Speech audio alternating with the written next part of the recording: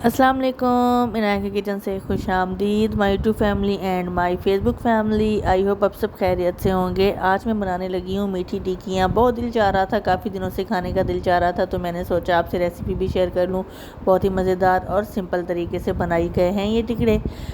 2 cup मैदा लेना है, उसको अच्छे से छान लेना है और मेजरमेंट के लिए प्याली एक ही लीजिएगा जो भी आपके पास है। उसके साथ ही मैं उसी प्याली के साथ आधी प्याली यानी कि कोपरा पाउडर डालूंगी, नारियल पाउडर। आधी प्याली हम डाल देंगे इसमें सूजी और आधी प्याली हम डालेंगे घी का। अगर देसी घी है तो वो डाल दीजिए, इससे खुशबू बहुत अच्छी आती है। इलायची पाउडर डालेंगे आधा चम्मच।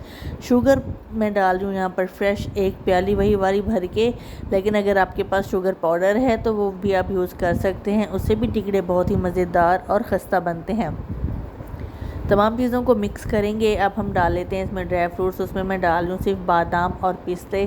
बहुत अच्छी तरह मैंने इसको ग्राइंडर में ग्राइंड कर लिए हैं ताकि हम जब बेलें तो टिक्कियाँ टूट ना जाएं, इसलिए आपने बादाम और पिस्ते अच्छे से पीस लेने हैं।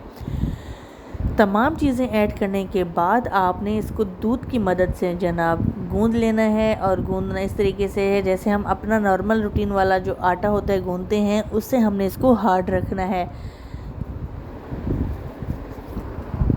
थोड़ा थोड़ा दूध करके डालते जाएं और इसको आप गूंदते जाएं। जब अच्छी तरह डो बन जाए आपने इसके ऊपर थोड़ा सा घी लगा के 20 मिनट के रेस्ट पर रख देना है। और 20 मिनट के बाद आटा मज़ेदार अच्छा हो चुका है। मैं उठा रही हूँ। अब इसको जो है हम बेल लेंगे किचन टॉप पे, थोड़ा सा घी लगाएंगे, बेलन पे घी लगाएंगे बेल के।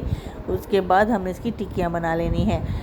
घी हमने नॉर्मल गरम रखना है, हल्की आंच पर हमने इसको फ्राई करना है। और तकरीबन एक कढ़ाई में जनाब 5 से 6 अदद टिक्कियाँ आराम से आ जाती हैं। कलर चेंज होने के बाद आपने इसकी साइड चेंज कर लेनी है। तो लीजिए जनाब, मज़ेदार और गोल्डन गोल्डन ब्राउन हमारे क्रिस्पी से टिक्कियाँ बन के तैयार हैं।